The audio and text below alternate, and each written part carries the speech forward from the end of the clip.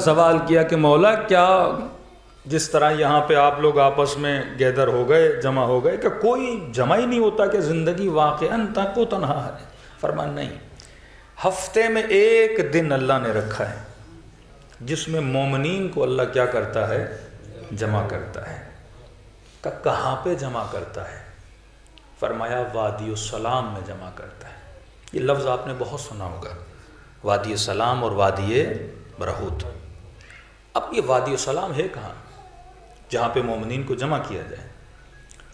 امیر المومنین اپنے ایک صحابی کے ساتھ کوفے سے نکلے، فرماتے ہیں کوفے کے 2 فرسخ یعنی 5-6 کلومیٹر 7 کلومیٹر کوفے سے ذرا دور ہوئے، تو مولا کا صحابی کہتا ہے تا حد نگاہ قبریں تھیں، قبرستان، اور جیسے وقت غروب قریب آیا، سورج اترنے کے قریب آیا، تو امیر المومنین وہاں رک گئے، اور رکنے کے بعد علی نے کلام کرنا شروع کیا، باتیں کرنا شروع کی۔ اب کہتا ہے میری سمجھ میں نہیں آ رہے باتیں کس سے کر رہے ہیں، کیونکہ سامنے مجھے کوئی نظر نہیں آ رہا۔ اب میں نے کہا شاید مولا مردوں کو سلام کر رہے ہیں، السلام علیکم یا اہل لا الہ الا اللہ۔ یہ جملہ بڑا عجیب ہے کہ اے اہل لا الہ الا اللہ، ہم پر تمہارا سلام ہو۔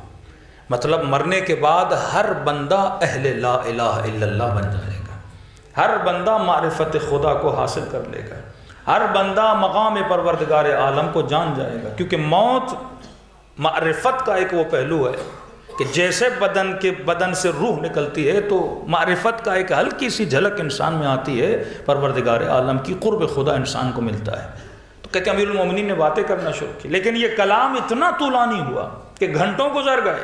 کہتے ہیں میں تھک کے زمین پہ بیٹھ گیا، بالآخر میری ہمت جواب دے گئی، میں نے کہا امیر المومنین میں بیٹھ کے تھک گیا ہوں اور آپ ابھی تک کھڑے ہیں اور کلام کر رہے ہیں۔ امیر المومنین فرماتے ہیں اے میرے پیارے صحابی، اگر تمہاری آنکھوں سے اللہ پردے ہٹا دے تو حلقاً حلقہ تم یہاں پہ لوگوں کے گروہ دیکھو جو عالم برزخ سے وادی السلام میں آئے ہیں، اپنے امیر المومنین سے ہم کلام ہونے کے لیے۔ ہر شب جمعہ ارواح کہاں آتی ہیں؟ وادی السلام میں آتی ہیں۔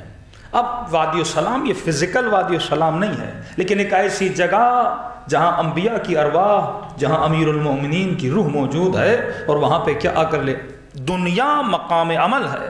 اب کئی لوگ کہتے ہیں مولانا کہ مرنے کے بعد عمل ختم ہے۔ ہم مرنے کے بعد کوئی عمل نہیں ہے کہ بندہ یہ کہے کہ مرنے کے بعد 2 رکعت نماز پڑھ کے اپنا عمل بڑھاؤں گا، 4 روزے رکھ کے اپنا عمل بڑھاؤں گا، 2 حج کر کے اپنا عمل بڑھاؤں گا، خیرات کر کے اپنا عمل بڑھاؤں گا۔ مرنے کے بعد کوئی عمل نہیں ہے۔ فرمایا مرنے کے بعد عمل نہیں ہے، لیکن علم حاصل کرنے کی اجازت خدا ضرور دیتا ہے۔ یعنی مرنے کے بعد عمل میں اضافہ نہیں ہوتا، لیکن مرنے کے بعد انسان کے علم میں اضافہ ہوتا ہے۔ اور جب ان ارواح کو وادی السلام میں لایا جاتا ہے اور اہل بیت کی محفل میں آتے ہیں تو ان کے وجود کے علم میں کیا ہوتا ہے؟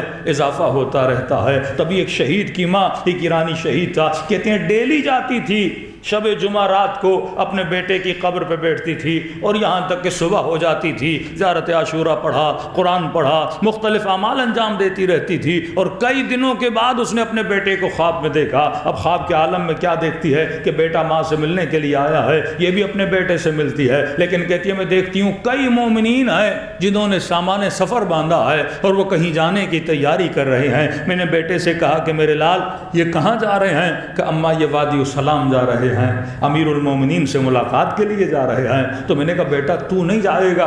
کہ اماں علی نے کہا ہے کہ جب تک ماں ہو تو ماں کے حضور میں بیٹھے رہنا، اور ماں چلی جائے تو پھر وادی السلام میں آنا۔ کہ اماں اسی لیے جب آپ آتی ہیں میں علی کی زیارت سے محروم ہو جاتا ہوں۔ تبھی شاید یہ مکروہ ہے کہ راتوں کو قبرستان نہ جایا کرو، دنوں کو قبرستان جایا کرو، کیونکہ راتوں کو مومنین کی ارواح کو وادی السلام میں بھیج دیا جاتا ہے۔ تبھی میرے چھٹے امام سے کسی نے کہا کہ مولا میرا بھائی بغداد میں ہے اور مجھے خوف ہے کہیں وہ مر جائے گا، اسے وہیں دفن کر دیا جائے گا، کیونکہ ہر مومن کی خواہش ہے میرے جسم کو وادی السلام میں دفن کیا جائے۔ تو میرے چھٹے امام فرماتے ہیں کہ مومن دنیا کے کسی بھی کونے میں مر جائے، جسم اس کا کہیں بھی دفن ہو، خدا حکم دیتا ہے کہ مومنوں کے جسموں کو وادی السلام میں لا کے دفن کر دیا جائے۔ صلوات پڑھے محمد وعلی